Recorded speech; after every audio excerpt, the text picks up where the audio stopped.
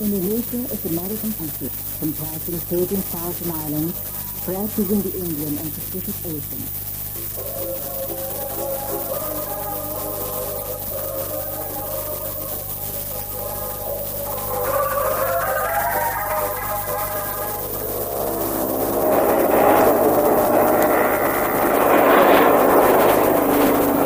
From Jakarta, center of administration, the population of 6 million, government and development activities are aimed at promoting the people's welfare.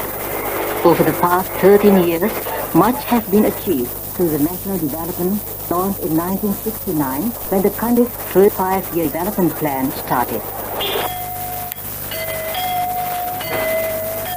Indonesia lies in the southern hemisphere and gets a lot of sunshine through it. It is a fertile land. 140 million people are a major source of manpower for the exploitation of its natural resources.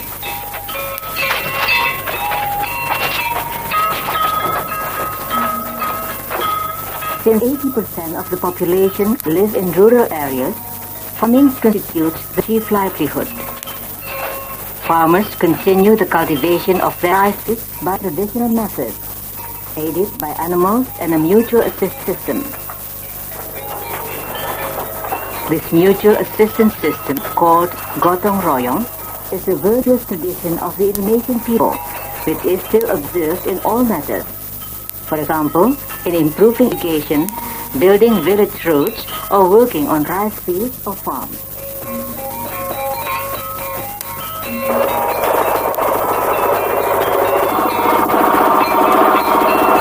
However, the use of modern farming tools has been introduced in densely populated areas. The application of modern technology alongside traditional methods of land cultivation has increased agricultural production over the past 10 years.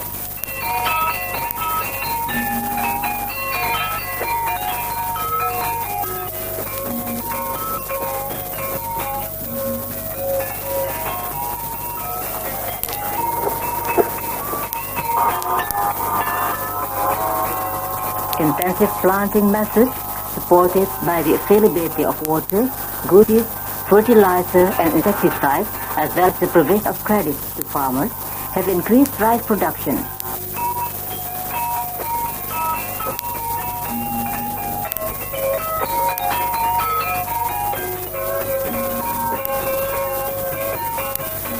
In 1981, rice production was 22.2 million tons, or twice that at the beginning of the first 5-year development period.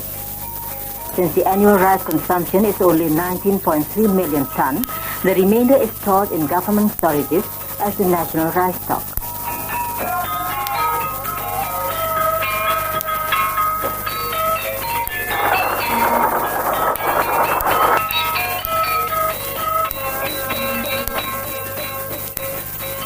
To increase the income of farmers, village cooperative units are set up to assist farmers in obtaining seeds, fertilizers, chemicals, as well as credit for farming. These cooperatives also have rice mills serving their members.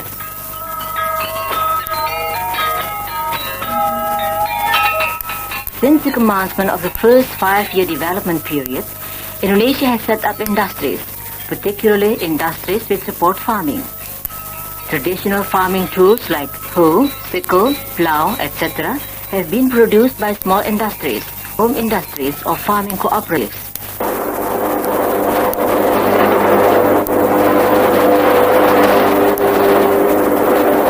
Over the past 10 years, the government has set up 6 chemical fertilizer plants with a total production capacity of 2.6 million tons, which sufficiently meets domestic needs.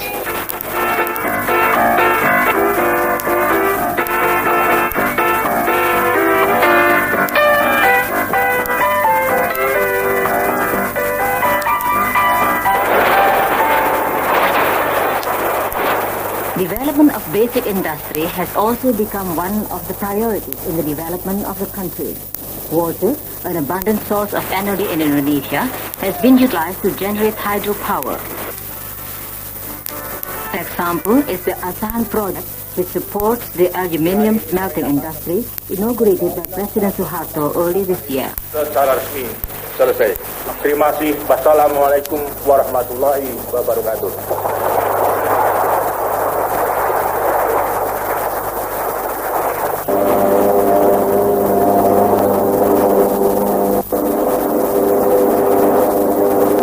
The development of metal industry as a basic industry began with the expansion of the Krakatau steel plant, which has produced steel for construction materials and parts for use in the oil industry.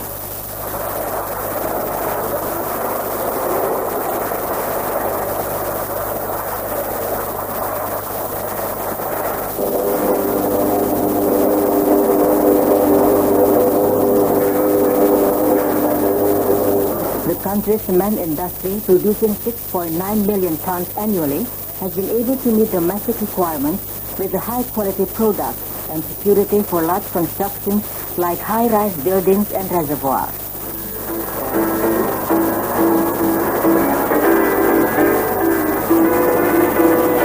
Ten years ago, nearly 50% of the national development budget came from foreign aid, either in the form of loans, grants, or project aid. In the 1981-1982 financial year, only 24% of the national development budget came from foreign aid. The decline is attributable to the increase in government savings.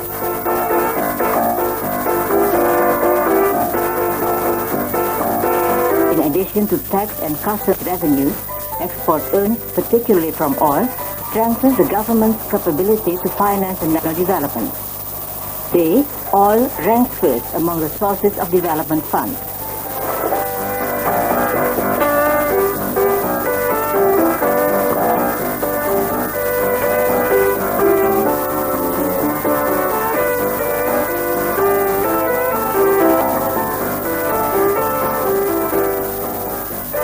However, realizing that oil will eventually run out, the development of other sectors has been initiated to replace oil as a major source of development funds.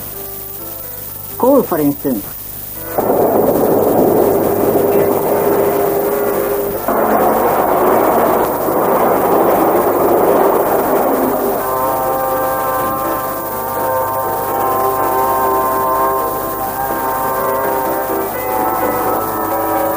Since the middle of the 1970s, coal mines in Sumatra have been rehabilitated, and at present, production has been increased to meet industrial fuel needs and for power generation.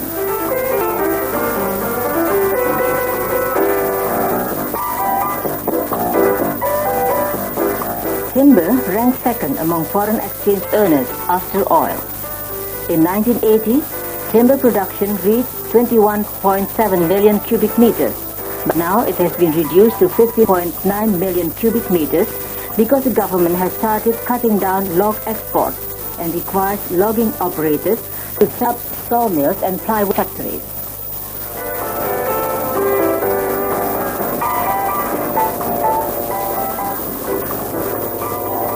Consequently, future timber exports to Japan, Korea, and Western Europe will be in the form of sawn and processed timber, or half-finished timber products.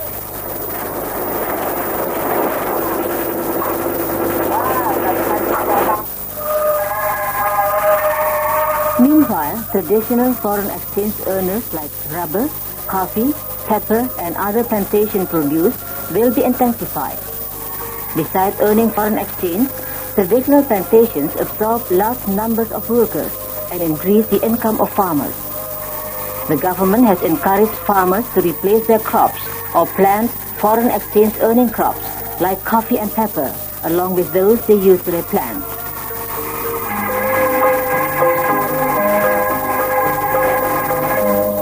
Tropical fruits abundantly found in Indonesia have also been grown as commercial crops for export in fresh or seasoned conditions or in cans.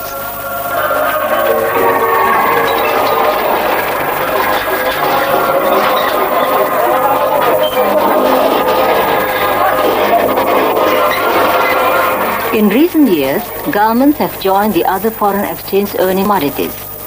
The garment industry is the other end of the textile industry, which has developed rapidly in the past 10 years.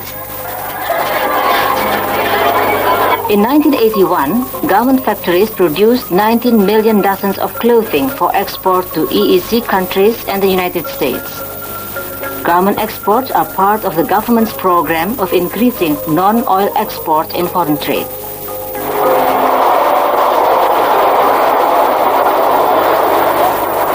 In step with export increases, port services are also being stepped up. Main ports like Tanjung Priok in Jakarta and the ones in Surabaya, Medan and Ujung Pandang provide round-the-clock services to ships. Apart from that, go-downs, piling sites and wharves will be added, and shipping routes and berthing waters deepened for shipping safety.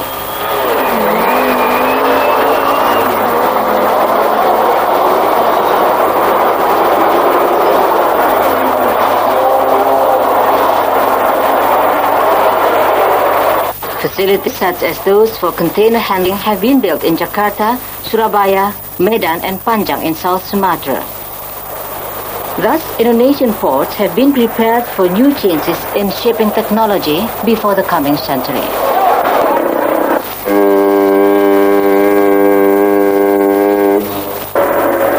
Emphasis in Indonesia's development is not merely on material aspects. Equal priority is also accorded to spiritual aspects, including education.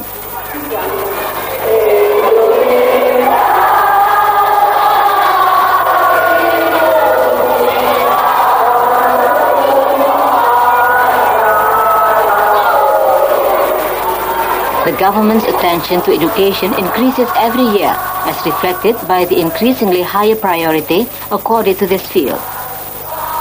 During the current financial year, 1982-1983, the allocations for education amount to 1.6 trillion rupiahs, or around 2.3 billion US dollars, of the total development budget of 6.4 trillion rupiahs, or around 9.5 billion US dollars. An important step taken by the government is providing school facilities for children aged 7 to 14 years. Since the third five-year development period, education at primary school level has been freely provided as a first step towards compulsory learning, for which preparations are now being made. The number of children placed in government and private schools has reached 52.5 million.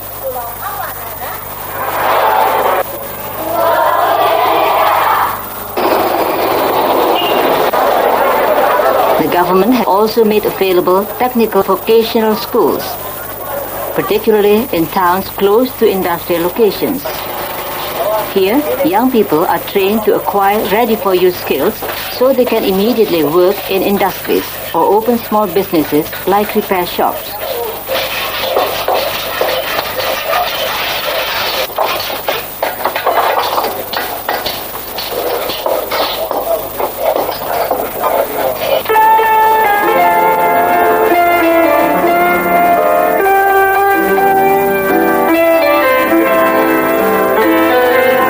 Tertiary education is available almost in every provincial capital.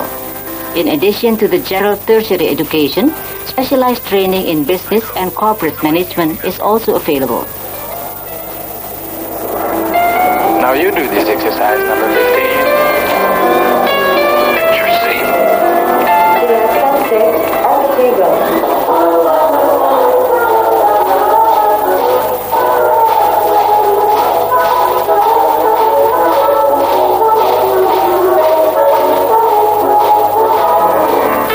In a bid to improve the people's welfare, high priority is given to the health sector.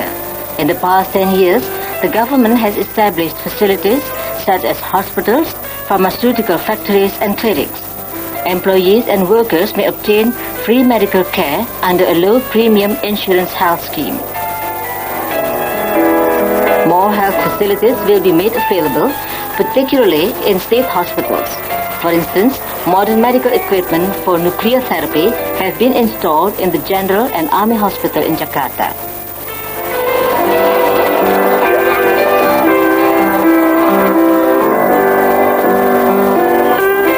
villages, services are freely provided by public health centers. Usually, these clinics also provide services to participants of the family planning program.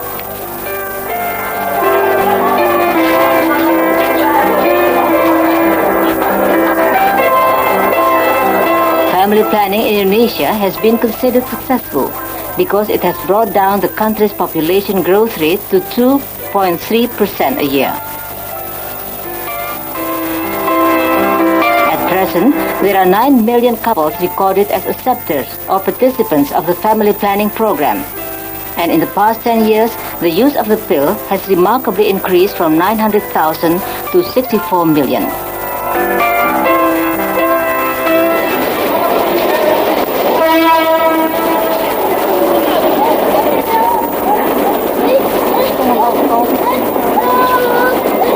Another pressing population issue is the resettlement of people, or transmigration from the densely populated Java to the other islands. It is estimated that at least 65 million people have to be moved from Java to reduce the island's population density and to provide its inhabitants with a better life.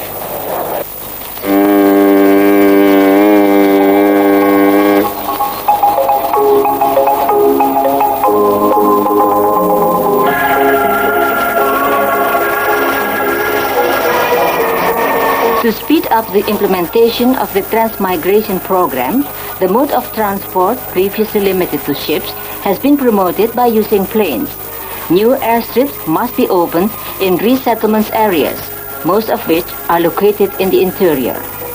The opening of new airstrips will also break the isolation of formerly closed areas and allow further development in the future.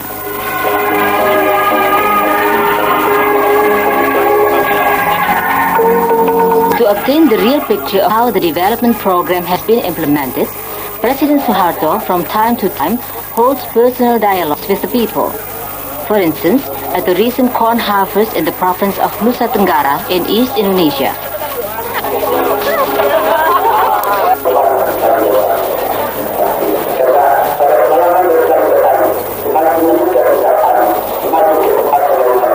Here, the President listens to the wishes and complaints of farmers about particular problems.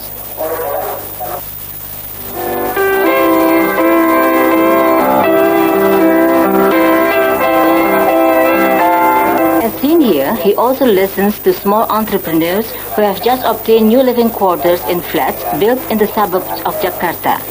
In this occasion, the President suggests that small entrepreneurs join cooperatives.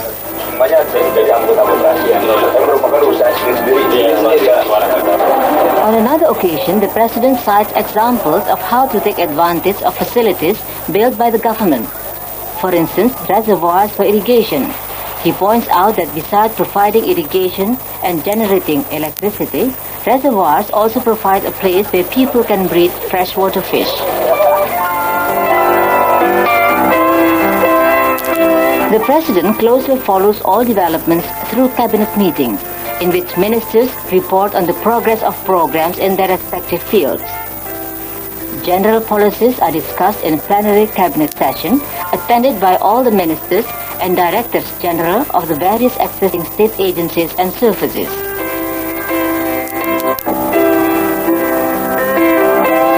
There are limited cabinet sessions, for example those on economic matters, in which the President may give advice or instructions to the respective ministers.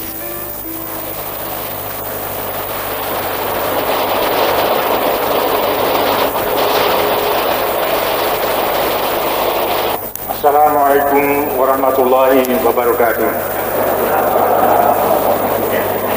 Saudara Ketua, para Wakil Ketua, para anggota Dewan yang saya muliakan. In formulating national policies, for example on long-term national development plans, the President submits the government's proposals to People's Consultative Council, known as MPR for short.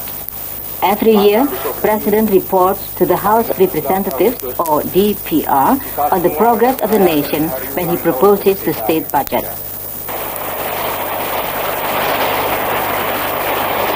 Akhirnya, izinkan saya mengajak para hadirin untuk mengangkat gelas dan Indonesia pursues an active and independent foreign policy oriented towards national development. As such, Indonesia is always willing to cooperate with any country as long as it does not hurt national interests and is based on equal rights and on the same level. Exchanges of visits by government leaders and heads of state have fostered greater understanding and strengthened friendship among nations.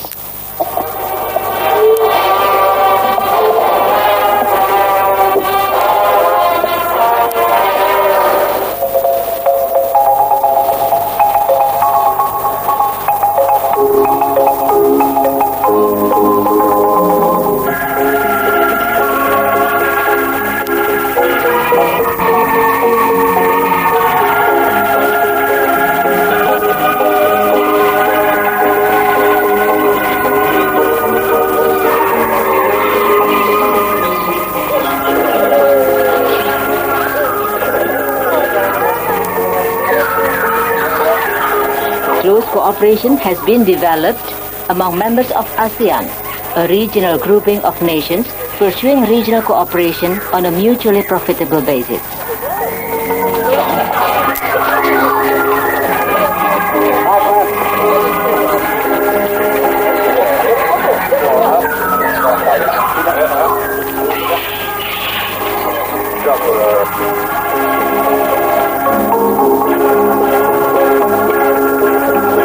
In short, Indonesia is seeking to contribute to the creation of a harmonious and friendly interaction among nations towards the establishment of world peace and security.